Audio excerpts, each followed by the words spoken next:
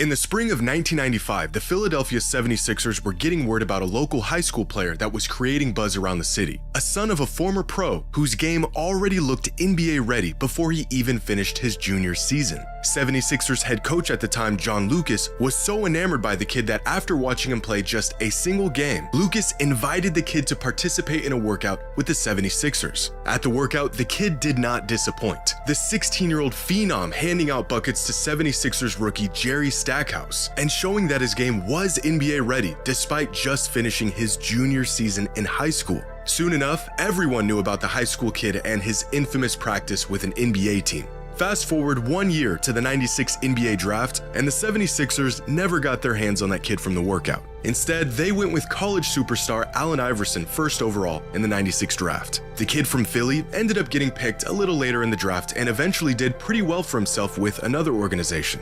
His name was Kobe Bryant. But long before we knew his name, it was John Lucas who saw his potential and gave him the opportunity to prove his game against NBA talent. And John Lucas was known for this, sending out invites to scrimmages and workouts to up-and-coming players, high school kids looking to work on their game. But 7 years after his workout with Kobe, Lucas would invite another local high school player out to an NBA practice. An invite that would lead to a suspension, cost his team a hefty fine, but introduced them to the future of their organization long before he even wore an NBA jersey. The league has fined the Cleveland Cavaliers $150,000 and suspended head coach John Lucas for the first 2 games of next season. That after the team invited the nation's top high school player, LeBron James, to a workout last week. Under league rules, teams cannot have contact with players who aren't eligible for the draft. James, a high school junior, won't be eligible until next year.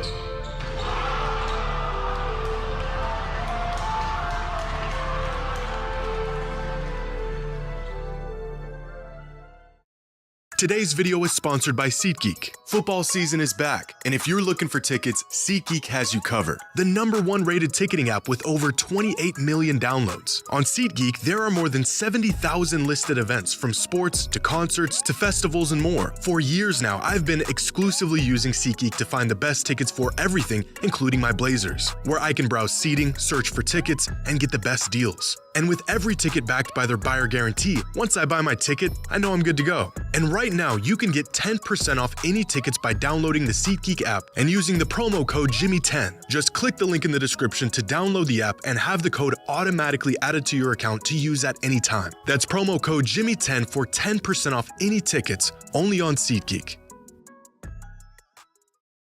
The Cavs might not care, but I'm sure the Nuggets are smiling today, as both teams now have a chance for gold in the NBA draft. And that gold, LeBron James. But is the 18-year-old from Akron truly the savior? We have better players than him in his position already on our team, bro. I don't think you can really just bring a high school player in and really just think your team gonna really turn around like that. If he come, you know what I'm saying, he can just hop on our bandwagon and hopefully we can do something big. You've probably seen these clips before. Cavaliers players being asked what they thought about the idea of drafting a local ultra-hyped high school kid back in 2003. The Cavaliers hadn't even won the draft lottery yet. They had just wrapped up their worst season in 2 decades, and the players were clearly not trying to hear about some kid that was prophesized to be their savior. They were not buying the hype. But you see, the only thing is, they never needed to buy the hype, because they didn't just know about the up-and-coming superstar kid from Akron. They already played against him a year before these interviews even happened, where they found out what we would all soon know.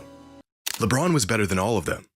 By 2002, LeBron was the clear-cut best NBA prospect in the world, regardless of age. And it wasn't just the early LeBron fanatics that thought he could go #1 overall in the NBA draft as a 17-year-old junior. Everyone did. LeBron would have been the #1 pick in last year's draft. That should give you an indication of what kind of talent he is. Most kids should not leave early. They're not prepared for it emotionally or from a maturity level physically, but this kid is. In fact, he was such a singularity as a prep star that he had already gained NBA status before he was ever in the NBA. After hearing the hype about a teenager dubbed the Chosen One, a prime Shaquille O'Neal took it upon himself to attend one of his games, and after seeing him play, had this to say about a 17-year-old LeBron. He's an all-around great player. He has it all, definitely. He's very athletic. He has a lot of poise. He can do almost everything. That same season, Allen Iverson, the reigning league MVP, had to see for himself if LeBron was as good as advertised. And not only was the hype very real, opponents were eager to bask in any moment where they even slightly got the best of him. On this particular night, high school star Maurice Rice sent LeBron to the floor with a crossover, and it damn near brought the whole building down. Look at this. His teammate is literally jumping for joy, completely ignoring the jaw-dropping gap on the scoreboard and the atrocious shot that followed. But Allen Iverson knew better. He saw what he needed to see. LeBron was everything he was rumored to be. But long before NBA superstars were going to his games, LeBron's skill set far exceeded anything high school had to offer. The only way for him to build onto his already NBA-ready game was to play NBA players. That's when Chris Dennis, a family advisor for LeBron at the time, accelerated his progress by taking every opportunity to get him into gyms with NBA guys, reaching out to coaches and scouts and accepting invites to pro runs, getting LeBron as much exposure as he could to the top basketball talent in the world. A plan that Chris put into motion when LeBron was just 15 years old. As LeBron got better, the invites came rolling in. In 2001, a 16-year-old LeBron was invited to a workout with a group of pros. Among those on the court that day included NBA players like Antoine Walker, Jerry Stackhouse, Michael Finley, and a rookie Ron Artest. When LeBron entered the gym that day, none of these guys knew his name. He was just another elite kid looking to get some runs in. By the time he left, everyone knew who LeBron was. Antoine Walker, Michael Finley, Jerry Stackhouse, they was all up in the building. So he's coming into the gym. I'm like, all right, cool, I want to see what he got. And he was cooking. Like, he was 15 or 16, posting, getting to the basket. And I'm like, this is going to be a huge issue. Right. So you knew right away. Yeah, he could have won pro right then, honestly. Yeah, really? 100%. Quickly, the legend of LeBron James spread not just around households across the country, but in NBA locker rooms. More players wanted to see the kid in action for themselves. He showed up to more pro runs, and the results were always the same. The kid was already good enough to play in the NBA. That same year, LeBron was invited to a workout that included Penny Hardaway and Michael Jordan. 2 hours later, skeptics had turned into believers. I heard from an NBA source that this summer when he worked out with Michael Jordan that the two best players in the gym were Penny Hardaway and LeBron James. The description NBA players were giving to a high school LeBron? Unguardable. A young LeBron was in there. Well, LeBron was a sophomore and Antoine brought him that time. Oh, that's what happened? He was a sophomore. That's when he had the glasses still then, the little joints that go around his neck. He was cooking. Nobody can guard him, LeBron James. They couldn't guard him. I'm like, I'm getting embarrassed. He's embarrassing us. My first All-Star game in Philly. And, we in the locker room and, we talking to reporters and they was like, man, have y'all heard of this kid? The chatter was like, have you heard of this kid named LeBron James? Man, this kid he a high school phenom. He's so good, he could probably start in this All-Star game. And I was like, so I sat up and was like, what?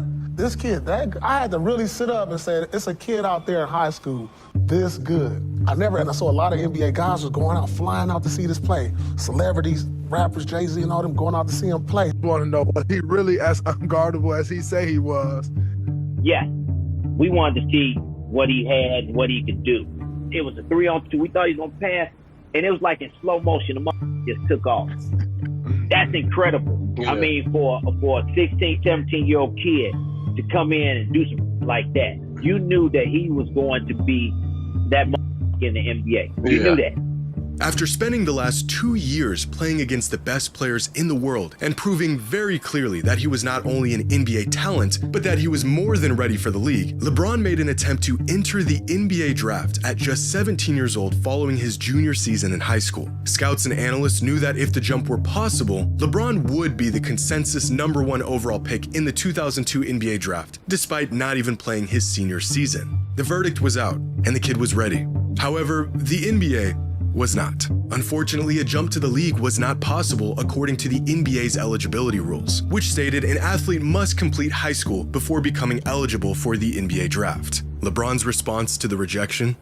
Golfers come out, they start young, that's how it is.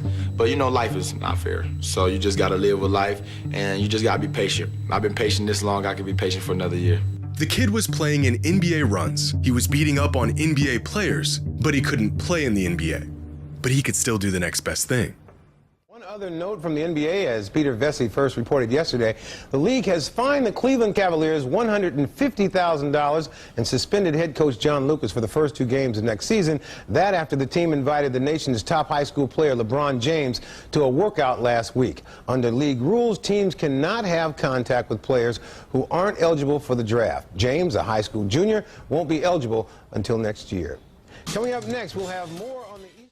By the spring of 2002, John Lucas, the same coach who invited a 16-year-old Kobe Bryant to work out with the 76ers, was now the head coach of the Cavaliers. His exclusive workouts with pros and the rare up-and-coming prep talent worthy enough to join were still going on. But by this point, John wasn't just hosting these workouts to open the gym up for his players or get some extra runs in. He was recruiting, because 40 miles away, the best NBA prospect in the world had just wrapped up his junior season. A kid still 1 year away from being draft eligible with a reputation of crashing NBA runs. In fact, John was among one of the many skeptics that attended one of LeBron's games a year prior to see if he was really as good as everyone said he was. And just like everyone else, he was immediately sold. And so just a month after the Cavaliers season ended, John invited LeBron to come work out with the team. By this point, most players around the league had heard of LeBron and knew he was a generational talent. Everyone except the players on the Cavaliers. When word got around that LeBron was going to be at their upcoming workout, Cavs players were not only skeptical, but ready to show him that he wasn't as NBA ready as he, or everyone else for that matter, thought he was, including our friends Darius Miles and Carlos Boozer. When LeBron showed up the day of the workout, initially their skepticism seemed to be right. He got off to a slow start, wasn't really making an impact on games, deferring to other players, playing like a kid just happy to be a part of the run. Keith Smart, the Cavaliers' assistant coach at the time, recalls LeBron just blending in with the guys. One player who was a part of the workout said they weren't even passing him the ball. But LeBron was not invited to this workout to blend in. Leading up to that day, John Lucas was going around telling people that this kid was better than Kobe was in their workout 7 years earlier. But 2 games in, LeBron's performance wasn't matching the hype. As far as the Cavs players were concerned, this kid was in over his head and not nearly ready to play against real NBA competition. But Lucas had other plans. After going through the motions for the first 2 games, Lucas called LeBron over and called him out, saying, quote, "So you don't want to play with the big boys? You're gonna live off all those damn accolades? You ain't ready." What happened next was described by Johnny Clark, who was at the workout and worked in player development for the Cavs at the time, as a switch flipping in LeBron's head. He heard Lucas loud and clear, and by the end of the workout, the Cavaliers had all the answers they needed. And Bron came. And, like, nobody was passing Bron the ball because everybody knew he was in high school. And we was all, like, not passing the ball. My dad, like, stopped practice. Like, hey, y'all little back, get him the ball. He the best one on the court. I was just, like, disgusted. I was like, man, here. Like, threw the ball to him, like he ain't going to do nothing with it, so we'll get it right back. Hey, bro. He make a move. So now you got Chris Mims, Sagana Diop, Carlos Boozer. The whole Cavs team, by the way. Man, this man goes underneath the rim, reversing. Throws it in without looking at the rim. Man, he got to put ball every possession after that. Because it was unbelievable. He's like, what else can you? Yeah. You know, we hear about LeBron. We saw him play a couple times in high school, and he looks terrific against the high school competition. So you're like, oh, he's going to be able to play and compete. We get him on campus to get him to practice. Right away, we knew that he was our best player. He passed the ball. He got by people. He wanted to draw on the defense and kick it to. He made the game so much easier and so much fun to play with. Right away, we knew he was our best player. Wag was there. It was his rookie year. Dimbo Cole, Darius Miles. But when he jumped him outside the paint, it was Sagana and it was either Chris Mims. No, it was Sagana and Carlos Boozer went up to try to block it. So he jumped like this, like he was going to dunk it on one side. He went underneath the goal and dunked it back without touching the rim. Just threw it in and just kept running like it was nothing. The rest was history after that. After getting called out by John Lucas, LeBron proceeded to spend the rest of the workout walking down everyone in the gym, scoring, quote, all the points, making all the assists, and taking over the workout. As Johnny Clark put it, "I'm glad I was here to see this, because if I heard from someone telling me what he was doing, I wouldn't have believed them." In fact, every single Cavs player in the gym that day couldn't believe what they were witnessing. Former Cavs player Bryant Stith was so enamored by what he saw that day, he went home that night and called his high school coach to tell him he just saw the next NBA superstar. John Lucas III, son of the Cavaliers coach, and yes, this John Lucas was a college player at the time and was also in attendance that day, and after the workout, made some calls of his own. Turns out, the Kobe comps were true. By the time everyone left the workout that day, there was no more doubt. They all realized the stories, the rumors, the Sports Illustrated cover. It was all true. LeBron was the chosen one, and he proved it. Which gives a whole new perspective on these interviews. All of these guys had already played against LeBron a year before these interviews took place. They saw him, they went toe-to-toe against him, and they were blown away by how good he was. Carlos Boozer's comment about having better players at his position already on their roster is specifically odd because back in 2001, John Lucas himself said LeBron may have been better than the Cavs starting guard the first time he ever even saw him play, when he was just 16 years old. But you don't have to take my word for it. You can hear the words right from the mouth of our old friend, Darius Miles himself. Before the interview, before John Lucas told him about LeBron, and before their infamous workout. What do you say about the hype? Like Carlos Boozer, you heard his comments in the media. Yeah. And a lot of people saying that, you know, they had guys better than him. At the time, it was. Yeah. Like, that's not a, like, they, you know the media, bro. They'll take a statement from you and they'll make it out of something like the stuff that I said. If they really broke down the whole interview and seen every word it said, I was actually taking up for him. I used to call back to the crib and I used to tell my homeboys, I was like, bro, it's this dude in high school, bro. He might be the best high school player ever because I seen him throw it between his legs in the game. I'm like, shit, he might be the best high school player ever. Them boys like, nah, folk, nah. It can't, no, it can't. No, it ain't. He ain't better than you. I'm like, bro, I'm watching this dude. This dude is going through one. And it's looking effortless. East. And I'm arguing with my homeboys about him being better than me, and I'm calling them about him. Turns out, they knew all along. LeBron was not only as good as advertised, he was better. And that kid from Akron that crashed their workout in the spring of 2002 was in fact going to immediately turn their whole franchise around.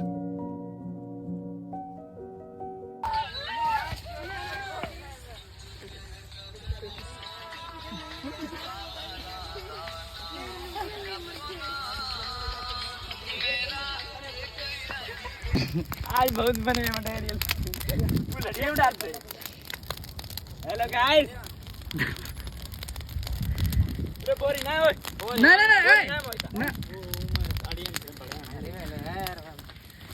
ना चूती आओ तुम्हें आता ये बका यार